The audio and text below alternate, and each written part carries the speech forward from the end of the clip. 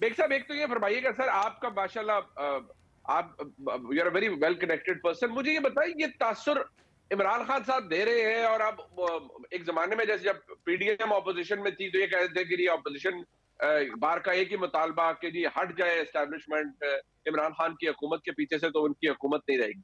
लेकिन आज हालात ये है कि इमरान खान साहब ऑपोजिशन में है, वो कभी असेंबली तोड़ने की बात करते हैं पंजाब की, कभी केपी की, एक उससे इंस्टेबिलिटी क्रिएट होती है, लेकिन उनकी डिमांड यह है कि इलेक्शन हो जाए।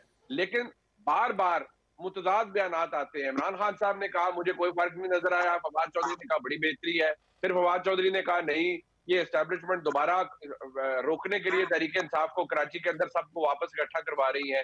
फिर इमरान खान साहब के साथ साथ फवाद चौधरी साहब भी ये कहते हैं कि जी ये तो सब कुछ वैसे ही चल रहा है। इमरान खान साहब कहते हैं वही बाजवा साहब का सेटअप चल रहा है। आज का सेटअप जो भी है सियासी तौर पर, क्या आपके नजदीक मुकम्मल तौर पर सियासी है? बहुत शुक्रिया मनीब, मैंने दोनों दोस्तों की बातें सुनी। बेसिकली जो इमरान खान साहब का बेसिकली एजेंडा है वो ये है कि स्टेबिलिटी पाकिस्तान में, पॉलिटिकल स्टेबिलिटी हो या फाइनेंशियली, वो ना आने दी जाए, क्योंकि जो भी इनके पीछे है वो गेम इंशाल्लाह कभी ना कभी खुल जाएगी, पब्लिक के सामने आ जाएगी। वो ये चाहते हैं कि इसी तरीके से अनसर्टिनिटी रहे, लोग कंफ्यूजन का शिकार रहे, बिजनेसमैन, इन्वेस्टर सब परेशान है। फाइनेंशियली हालात इसलिए बेहतर नहीं है कि क्यों पॉलिटिकल स्टेबिलिटी आने नहीं दी जा रही। और जहां तक उनका कहना कि जी स्टैब्लिशमेंट उनके दौर में, वो खुद बारहा कह चुके हैं, सबको पता है कि एस्टेब्लिशमेंट और खासकर जो उस वक्त के डीजीआई थे वो किस तरीके से इसको चला रहे थे। और उन्होंने खुद से भी बहुत सारे काम ऐसे किए जो इमरान खान साहब शायद हो सकता ना करना चाहते हो। लेकिन बेसिकली मुनीब साहब, होता ये है कि हर शख्स, प्राइम मिनिस्टर जो है या किसी इदारे का जो सरबराह होता है, उसके पास इख्तियारात होते हैं, लेकिन इख्तियारात होना और चीज़ है और इख्तियारात का इस्तेमाल करना और चीज़ है। अगर आप अपने इख्तियारात इस्तेमाल करने की अहलियत और सलाहियत नहीं रखते तो फिर आप किसी और को ब्लेम नहीं करते। अब आ जाते हैं मौजूदा गवर्नमेंट के ऊपर। देखिए इस वक्त ये जो बाकियात थी खान साहब के दौर की स्टैब्लिशमेंट के अंदर, उन्होंने बहुत गंद डाले रखा। पिछले 7-8 माह में उन्होंने क्या इंट्रिग्स की, क्या कुछ नहीं किया। इवन आर्मी चीफ क्या तैनाती के ऊपर जो कुछ साजिशें की, और 2 महीने 3 माह ऐसा एक फसाद बर्पा करके रखा और कंफ्यूजन फैलाया। और पाकिस्तान में शायद एक ही टॉपिक रह गया था। मैं नहीं समझता कि इस वक्त कोई ऐसी पीडी गवर्नमेंट को एस्टेब्लिशमेंट की तरफ से ऐसी कोई सपोर्ट मिल रही है नाजायज तरीके से, उनकी हुकूमत जैसे खान साहब की थी। ये पॉलिटिकल लोग हैं, इसमें कोई शक नहीं, कोई आइडियल गवर्नमेंट नहीं है, हालात आइडियल नहीं है।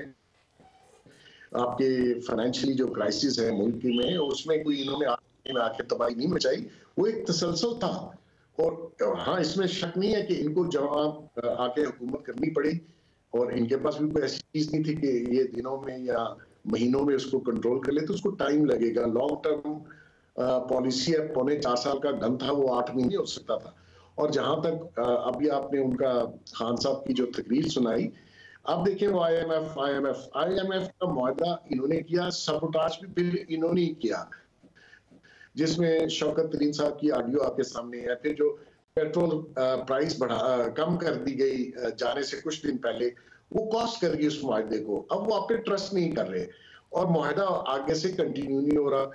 और उसी वजह से जो आपके बाकी डोनर्स हैं वो आपको पैसे ही नहीं दे रहे कि आईएमएफ का प्रोग्राम रुका हुआ है। अगर आईएमएफ का प्रोग्राम चल पड़े तो बाकी डोनर्स भी आपको पैसे देंगे, आप फाइनेंशियल क्राइसिस से निकल आएंगे।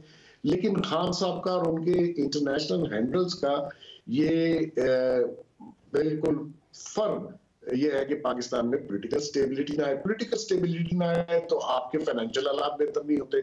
और ये जो इलेक्शन मांग रहे हैं, आपने भट्टी साहब से पूछा मुफाहमत का, देखें मुफाहमत कंडीशंस पे नहीं होती। इलेक्शन अगर फर्ज करें आज ऐलान हो तो 3 महीने बाद होंगे, और अगर 3 महीने बाद और 5 माह बाद क्या फर्क है।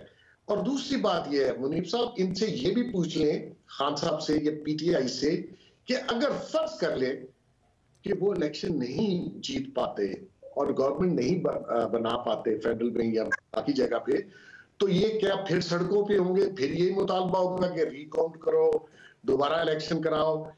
ये मुसलसल ये डिस्टेबलाइज रखना चाहते हैं पाकिस्तान को और गवर्नमेंट को।